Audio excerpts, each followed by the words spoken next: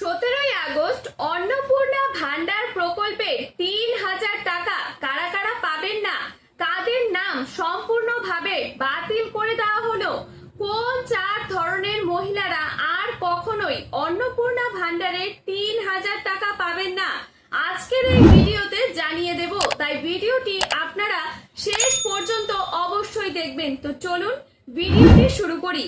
প্রথমে বলে রাখি যে আপনারা তো প্রত্যেকেই জানেন যে মুখ্যমন্ত্রী স্পষ্ট করে জানিয়ে দিয়েছেন যে 17ই আগস্ট যোগ্য মহিলাদের ব্যাংক অ্যাকাউন্টে এই অন্নপূর্ণা ভান্ডার প্রকল্পে 3,000 টাকা দেওয়া হবে।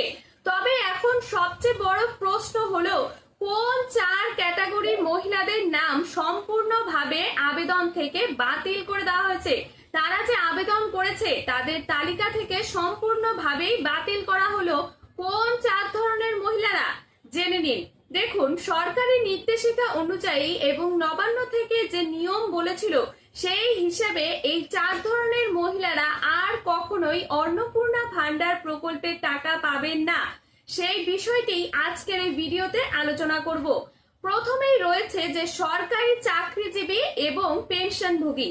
দেখুন, অনেক পরিবার রয়েছে যারা সেই পরিবারে সরকারি চাকরিজীবী রয়েছে এবং যে আবেদন করেছেন সেই মহিলা যদি নিজেই সরকারি চাকরি করেন তাহলে তার আবেদন সম্পূর্ণভাবে বাতিল করে দেওয়া হয়েছে।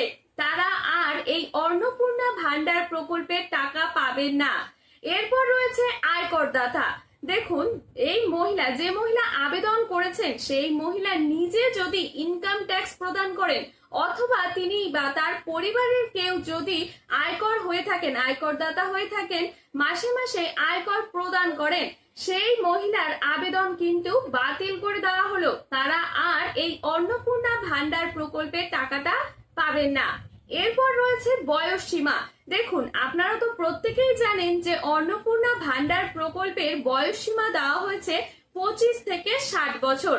এখন যে মহিলা 25 বছরের আগে বা 60 বছরের পরে যেসব মহিলারা আবেদন করেছেন তাদের এই বয়স সীমার মধ্যে না থাকলে তাদের আবেদন কিন্তু বাতিল করে দেওয়া হয়েছে। এখন যদি 25 বছর না হতেই অন্নপূর্ণা ভান্ডার প্রকল্পে আবেদন করে থাকেন তাহলে কিন্তু আপনার আবেদনটি বাতিল করে দেওয়া হয়েছে। আর আপনারা তো জানেন যে 60 বছর পর থেকে ওটা বার্ধক্য ভাতার প্রকল্পের মধ্যে চলে যায়। তারা আর এই অন্নপূর্ণা ভান্ডার প্রকল্পের টাকা পাবেন না। এরপর যে আবেদন রয়েছে যে আপনারা তো প্রত্যেকেই জানেন, এগুলো হলো 3 নাম্বার। এরপরে রয়েছে ভুল তথ্য।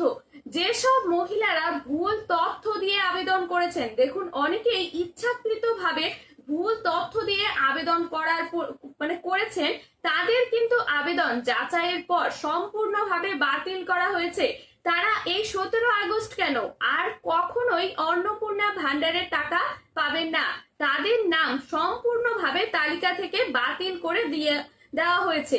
তাই আপনারা আর কারা কারা এই অন্নপূর্ণা ভান্ডার প্রকল্পে যদি 17 আগস্ট টাকা না পেয়ে থাকেন তারা কি আর কখনোই টাকা পাবেন না।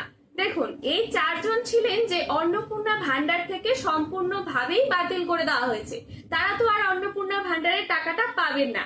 তবে এবার প্রশ্ন হলো যে সবাই তো আর একই নয়, এরকম আরো আবেদনকারী রয়েছে যারা 17ই আগস্ট টাকা পাবেন না, কিন্তু আপনার আবেদন সম্পূর্ণভাবে বাতিলও হবে না। 17ই আগস্ট আপনার ভেরিফিকেশন যদি কমপ্লিট হয়ে যায় তাহলে তো আপনার আবেদন অ্যাপ্রুভ হয়ে গেল এবং অ্যাপ্রুভ হওয়ার পর আপনি 17 আগস্ট টাকা পাওয়ার সম্ভাবনা রয়েছে। তবে 17ই আগস্ট যদি টাকাটা না পান তাহলে ভাববেন না যে আপনার আবেদন বাতিল হয়ে গেল। কারণ 17ই আগস্ট টাকার জন্য যে আবেদন করেছিলেন আপনি, অনেকেই পাবেন না 17ই আগস্ট টাকা। তাহলে তারা কবে টাকা পাবেন এই নিয়েও মুখ্যমন্ত্রী স্পষ্ট জানিয়ে দিয়েছেন যে প্রত্যেক আবেদনকারীদের ধাপে ধাপে অন্নপূর্ণা ভান্ডার প্রকল্পে টাকা দেওয়া হবে।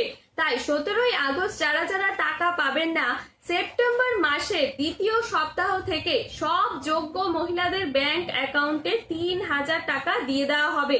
তাই আপনারা নিশ্চিন্তে থাকুন। আপনি যদি একজন যোগ্য উপভোক্তা হন এবং আপনার সব নথিপত্র সঠিক করে আপনি জমা দিয়ে থাকেন এবং আপনার আবেদন যদি অ্যাপ্রুভ হয়ে যায়, তাহলে আর চিন্তিত হওয়ার কোনো কারণ নেই। আপনারা অন্নপূর্ণা ভান্ডার প্রকল্পের 3,000 টাকা পাবেন।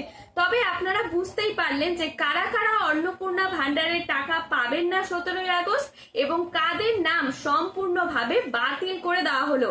তবে এই ছিল আজকের গুরুত্বপূর্ণ আপডেট। এরকমই আরো যদি সরকারি গুরুত্বপূর্ণ আপডেট সবার আগে পেতে চান, তাহলে আমাদের এই চ্যানেলটি অবশ্যই সাবস্ক্রাইব করবেন আর ভিডিওটি ভালো লাগলে লাইক কমেন্ট শেয়ার করবেন।